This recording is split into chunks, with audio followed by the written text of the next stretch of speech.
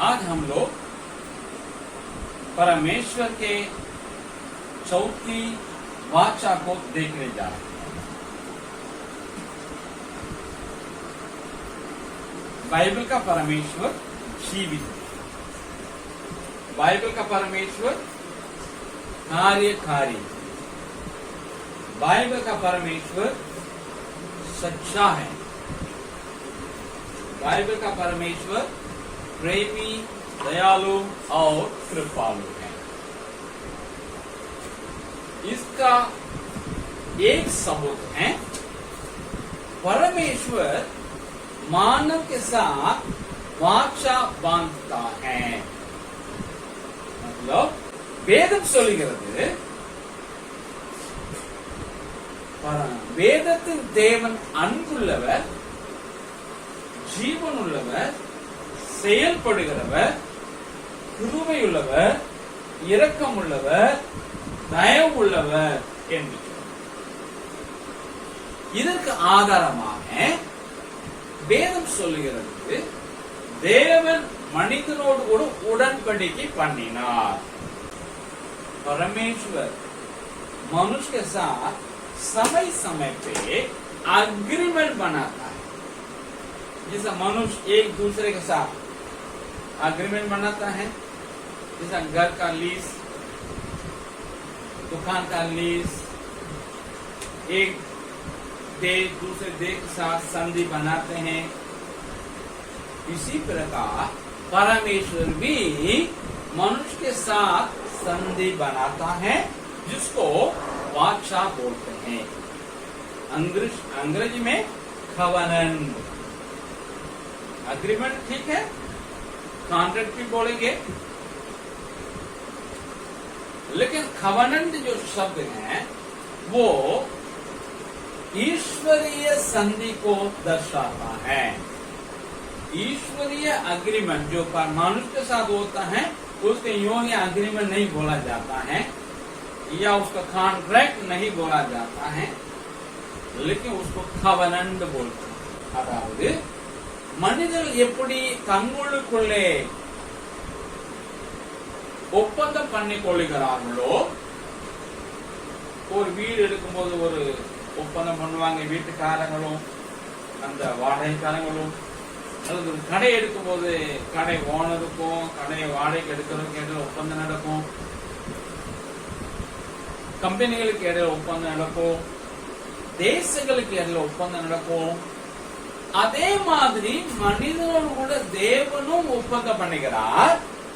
இந்த ஒப்பந்தத்தை ஒப்பந்தம் என்று சொல்லாதபடி, ஏனென்றால் ஆண்டவர் இதில் இன்வால்வ் ஆகி இருக்கிறபடியினால இதை உடன்படிக்கை என்று சொல்லப்படுகிறது वेद।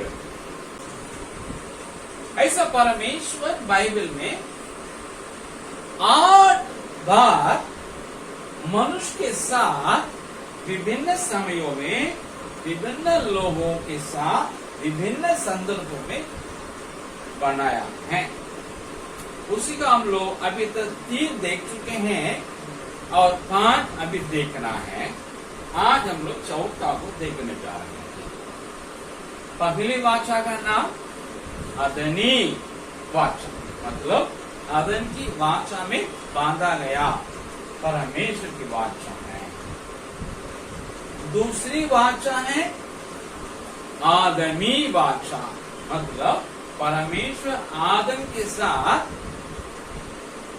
बांधा हुआ दूसरी वाचा है। पहली वाचा वो भी आदम के साथ बांधा गया अदन वाटिका में, लेकिन वो रद्द हुआ आदम के पाप के कारण। तब परमेश्वर ने दूसरी वाचा आदम के साथ किया, उसको आदमी वाचा बोलते हैं। हिंदी में थोड़ा शब्द नहीं है, इंग्लिश में है वर्ड, लेकिन हिंदी में ऐसा शब्द नहीं, हमको बनाना पड़ता है। सो तीसरी वाचा परमेश्वर पहले युग को जल प्रलय के द्वारा उन लोग के पाप के कारण नष्ट कराने के बाद नूह और उनके परिवार के लोग और उस समय की सारे जीव जंतुओं पक्षियों सबके साथ आने वाले पीढ़ियों के लिए प्रतिनिधि बना करके वाचा बांधा। और तीसरी वाचा थी उसको नूह के साथ किया गया, इसे नूही वाचा बोलते हैं। ये तीनों आम वाचाएं थी, मतलब इसमें सारे मानव जाति सम्मिलित हैं, सारे जीव जंतु सम्मिलित हैं, सारे पक्षियां सम्मिलित हैं, सारे मछली जगत भी सम्मिलित हैं। அப்படி தேவன் மனிதனோடு கூட பண்ணின உடன்படிக்கை எப்படி என்று வேதம் சொல்லுகிறது. வெவ்வேறு காலகட்டங்களிலே, வெவ்வேறு சூழ்நிலைகளிலே, வெவ்வேறு மக்களோடு கூட அல்லது தனி மனிதனோடு கூட தேவன் உடன்படிக்கை பண்ணினார். அதுல முதல் 3 உடன்படிக்கை ஒரு பொதுவான உடன்படிக்கை என்று சொல்லப்படுகிறது. ஏனென்றால் அதை ஆண்டவர் முழு மனித குலத்தோடு கூட பண்ணினார். முதலாவது உடன்படிக்கை ஏதேன் தோட்டத்து உடன்படிக்கை. ஏனென்றால் அந்த உடன்படிக்கை ஆண்டவர் ஏதேன் தோட்டத்துல ஆதாமோடு கூட பண்ணினார். பாவம் செய்தபடினா அது ரத்தாகிவிட்டது. அப்பொழுது ஆண்டவர் அதே ஆதாமோடு கூட பண்ணின இரண்டாவது உடன்படிக்கை. ஆகையால் அதை ஆதாமின் உடன்படிக்கை என்று சொல்லப்படுகிறது. அதுக்கப்புறமா அவனுடைய சந்ததி பெருகி பாவம் பெருகி ஆண்டவர் தாங்க முடியாமல் அழித்த பொழுது ஒரு 8 பேரை காப்பாற்றினார் நோவாவின் குடும்பத்தை. அந்த குடும்பத்தோடு கூட அந்த நேரத்தில் இருந்த ஜீவ ஜந்துகளோடும் பறவைகளோடும் ஆண்டவர் உடன்படிக்கை பண்ணினார். அந்த உடன்படிக்கை நோவாவின் உடன்படிக்கை என்று சொல்லப்படுகிறது. சோ அந்த நோவாவின் குடும்பமும் அந்த நேரத்தில் இருந்த ஜீவ ஜந்துகளும் பின்வரும் மனித குலத்துக்கும் ஜீவ ஜந்துகளுக்கும் அடையாளமாக அல்லது பிரதிநிதியாக இருந்து செய்தது. இந்த மூன்றுமே முழு மனித குலத்தோடு கூட பண்ணினபடினா அது பொதுவான அல்லது உலகளாவிய உடன்படிக்கை என்று சொல்லப்படுகிறது.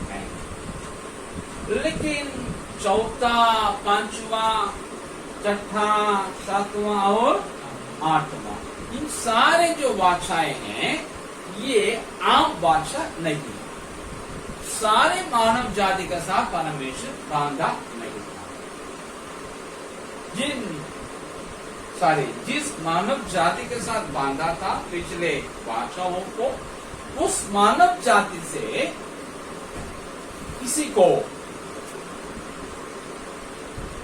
कुछ लोगों को चुन करके किसी देश को चुन करके उनके साथ वाचा बांधा, इसलिए वो खास वाचा हो गया है. इसको बोलते हैं ஈஷ்டாந்திரிக் வாச்சா. அதுக்கப்புறமா 5 உடன்படிக்கைகளை தேவன் பண்ணினார். அவை எல்லாமே இறை ஆளுகை உடன்படிக்கை என்று சொல்லப்படுகிறது. ஏனென்றால் ஆண்ட முழு மனித குலத்தோடு கூட பண்ணாம முந்தின உடன்படிக்கை பண்ணினாலே மனித குலத்தோடு கூட அது சிலரை அல்லது ஒரு தேசத்தை செலக்ட் பண்ணி அவங்களோடு கூட பண்ணினார். ஆக என்னெல்லாம் 5வது 6வது 4வது 5வது 6வது 7வது 8வது உடன்படிக்கை எல்லாமே இறை ஆளுகை உடன்படிக்கை என்று சொல்லப்படுகிறது. இப்போ அதை நாம் பார்க்கலாம். अब इसका पृष्ठभूमि हम बताएंगे.